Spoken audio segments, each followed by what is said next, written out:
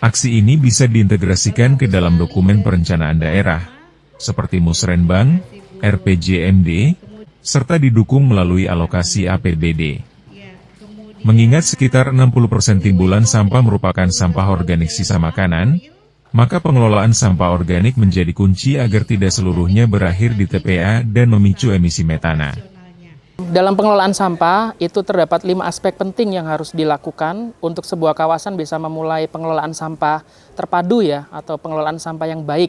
Aspek yang pertama itu adalah aspek kelembagaan, itu juga harus dimiliki oleh setiap kawasan karena dalam rangka untuk mewujudkan pengelolaan sampah yang baik itu perlu kelembagaan atau kelompok orang yang mau gitu ya untuk mengurusi sampah gitu ya.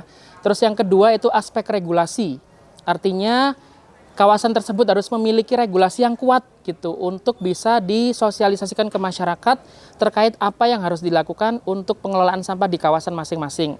Dan regulasi ini banyak ya macamnya.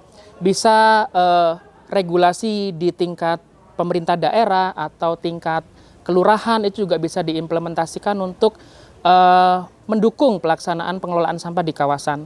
Terus yang selanjutnya itu adalah aspek pendanaan. Aspek pendanaan ini juga penting karena apapun yang kita kerjakan, sebuah program harus memiliki pendanaan yang baik gitu ya untuk menuju kesuksesan program. Begitu pula dengan pengelolaan sampah itu juga perlu dukungan pendanaan.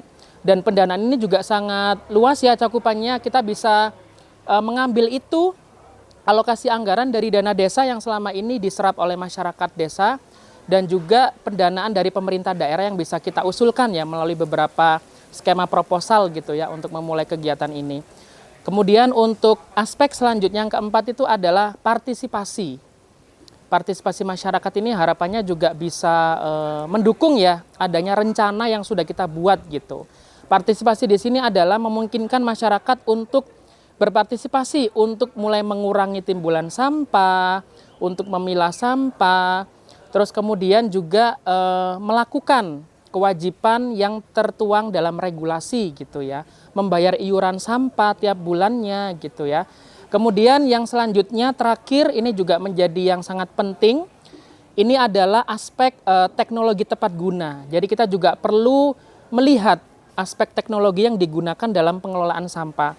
Untuk saat ini di Indonesia sebenarnya kita sangat cocok untuk menggunakan teknologi yang sederhana. Seperti kalau kita memiliki timbulan sampah jenis organik, itu akan lebih cocok kalau kita kompos gitu ya. Kita kompos, kita manfaatkan untuk menjadi ekoenzim, kita manfaatkan untuk budidaya maggot dan seterusnya.